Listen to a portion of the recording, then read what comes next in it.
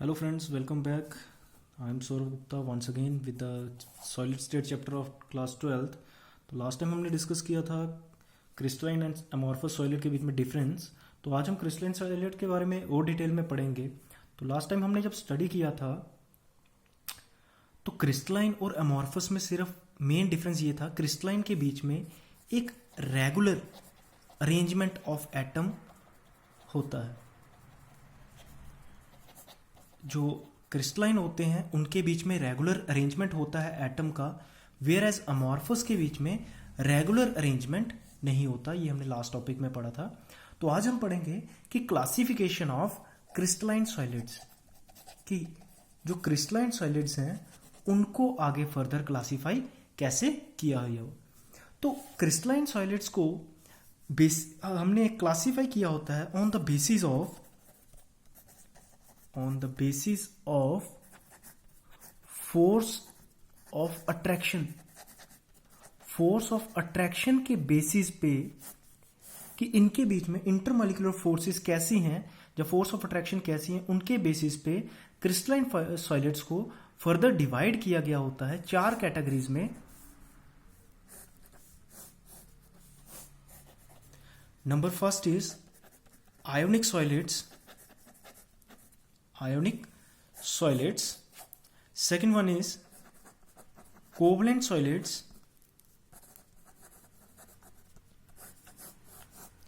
Third one metallic solids.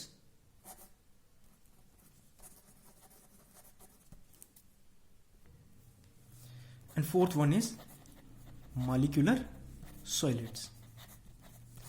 तो solids जो हैं वो चार कैटेगरीज में कैटेगराइज हैं, डिवाइडेड हैं, फर्दर क्लासिफाइड हैं चार कैटेगरीज में।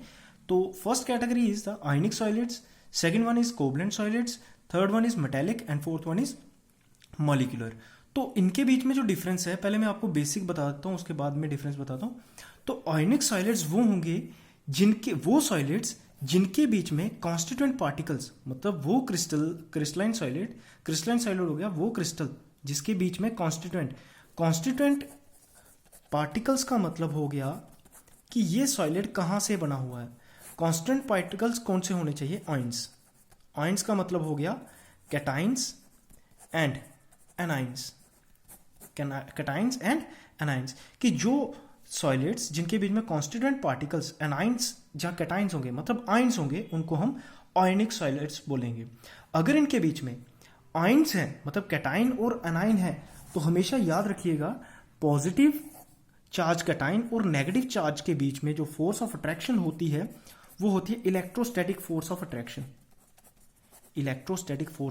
अट्रैक्शन। तो आप इन अदर वर्ड्स ऐसे भी बोल सकते हैं, आयनिक सॉलिड्स वो सॉलिड्स हैं जिनके बीच में कॉन्स्टिट्यूएंट पार्टिकल्स कैटाइंस और anions held together by electrostatic force of attraction. इनके बीच में जो इलेक्ट्रोस्टैटिक फोर्स होती है, इलेक्ट्रोस्टैटिक फोर्स को कूलम फोर्स भी बोलते हैं, कोलंबियन फोर्स जिसको बोलते हैं। कूलम ने ला दिया था F is directly proportional Q1 Q2 upon R square, मतलब Q1 एक कैटाइन का चार्ज और एनाइन के चार्ज को अगर प्रोडक्ट ले ले और उनके बीच का डिफरेंस निकाल के, तो जो फोर्स ऑफ अट्रैक्शन होगी that will be the electrostatic force of attraction. Second one है कोवलेंट सॉलिड्स वो सॉलिड होते हैं जिनके बीच में कॉन्स्टिट्यूएंट पार्टिकल्स एटम होते हैं, एटम्स होते हैं और इनके बीच में एटम्स होते हैं और इनके बीच में जो बॉन्डिंग होगी that is covalent linkage. Covalent linkage को हम कोवलेंट बॉन्ड भी बोल सकते हैं। जैसे आप देखते हैं ग्रेफाइट हो गया, डायमंड हो गया, उनमें क्या होता है? कोवलेंट बॉन्ड होता है। These are called covalent solids. तो इनके आगे और पॉइंट्स बताऊंगा अभी, पहले आपको इस बेसिक सिर्फ पता होना चाहिए कि इनके बीच में मेन जो बेसिस है, जो इसका आप बोल सकते हैं जो इनका बेसिक है वो क्या है। तो मेटालिक सॉलिड्स में क्या होंगे, नाम से ही पता चल रहा है मेटल्स, और मेटल्स में हमें पता है कि जो कॉन्स्टिट्यूएंट पार्टिकल्स होते हैं that is holes and free electrons, that is holes को हम वैकेंसी भी बोलते हैं, इंटरस्टिशियल साइड भी बोलते हैं, holes and free electrons.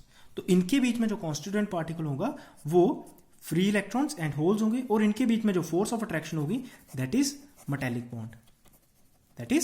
Metallic bond. And molecular solids, इनके बीच में क्या होंगे, कांस्टेंट पार्टिकल्स मॉलिक्यूल्स होंगे, और इनके बीच में जो फोर्स ऑफ अट्रैक्शन होगी वो डाइपोल डाइपोल इंटरेक्शन बोल सकते हैं।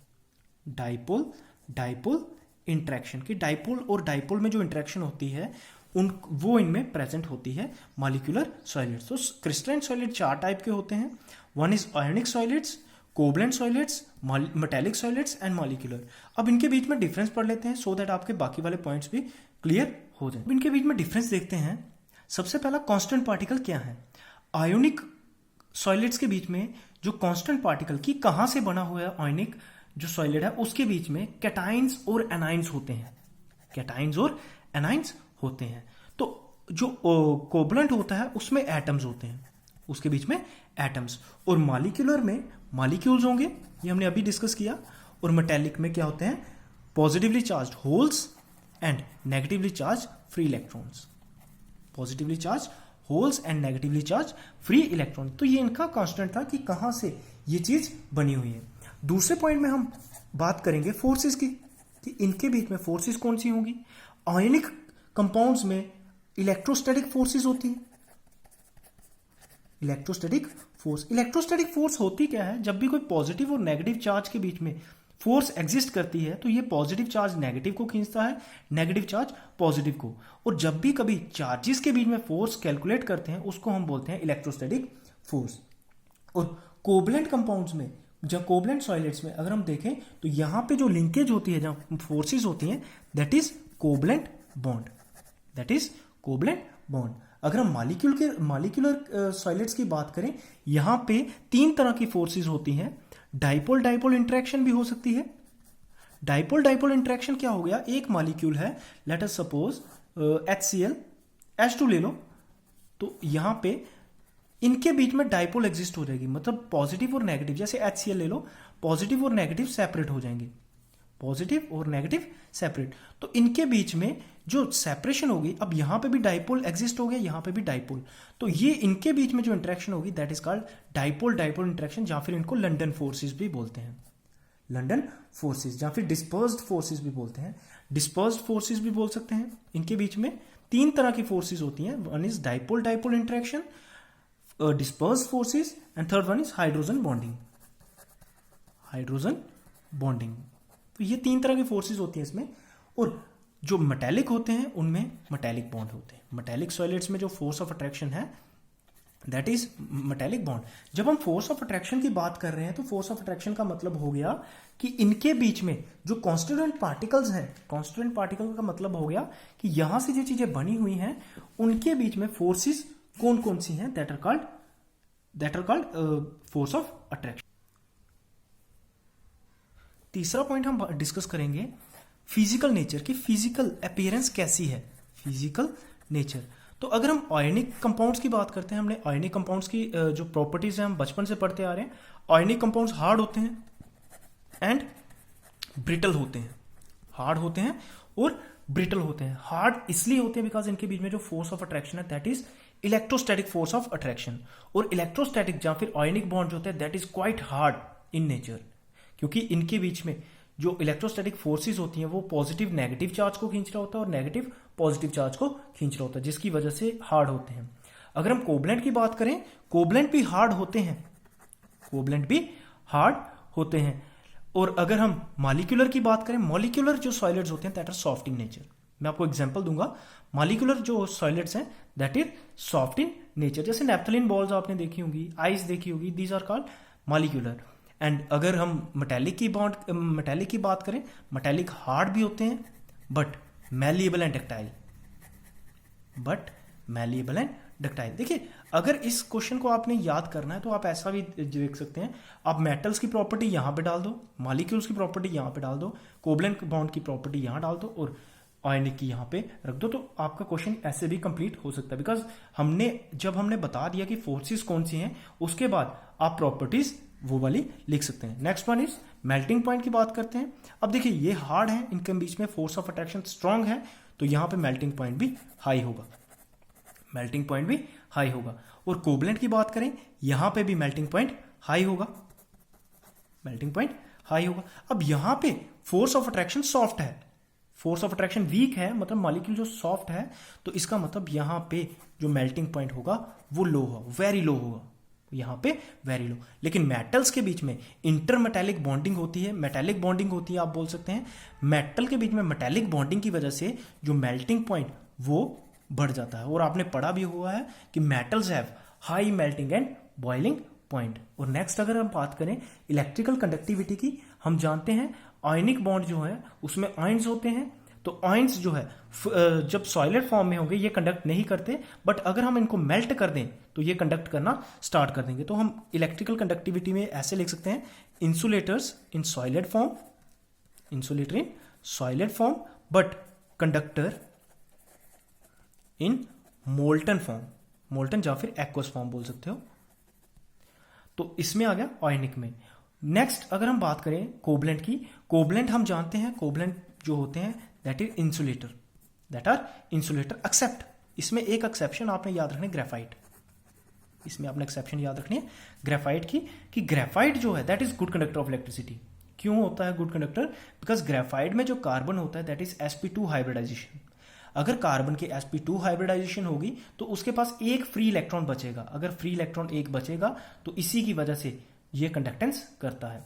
और मॉलिक्यूलर जो सॉलिड्स होते हैं दैट आर इंसुलेटर्स, बिकॉज इनके बीच में ना ही कोई पॉजिटिव आइन है ना ही नेगेटिव आइन। लेकिन मेटल्स की बात करें that are conductors, because metals के बीच में, मेटेलिक सॉलिड्स के बीच में पॉजिटिवली चार्ज होल्स भी हैं और नेगेटिवली चार्ज फ्री इलेक्ट्रॉन्स भी प्रेजेंट हैं। तो ये था डिफरेंस बिटवीन आयनिक सॉलिड्स, कोवलेंट सॉलिड्स और मॉलिक्यूलर एंड मेटेलिक। अगर आप एग्जांपल देखना चाहें, आप आयनिक में लिख सकते हैं NaCl, कॉपर सल्फेट, जितने भी कंपाउंड्स आप आयनिक कंपाउंड जानते हैं उनको आप आयनिक में लिख सकते हैं। अगर कोवलेंट की बात करें, कोवलेंट में आप लिख सकते हैं डायमंड हो गया, ग्रेफाइट हो गया, वो कंपाउंड लिखने हैं जिनमें बॉन्डिंग कोवलेंट बॉन्डिंग होती है। और अगर मॉलिक्यूलर की बात आए, मॉलिक्यूलर में आप लिख सकते हैं ice, solid carbon dioxide, naphthalene ball. Naphthalene आप जानते हैं, नेप्थलीन का स्ट्रक्चर होता है दिस वन। इसमें सारे के सारे कोवलेंट बॉन्ड होते हैं। और मेटेलिक में आप जितने भी मेटल जानते हैं वो सारे के सारे यहाँ पे लिख सकते हैं। तो ये था आपका difference between ionic compound, ionic solids, covalent solids, molecular solids and metallic solids. I hope इसमें आपको कोई कंफ्यूजन नहीं होगा। अगर आपको कोई कंफ्यूजन होगा आप मेरे को कमेंट बॉक्स में लिख सकते हैं।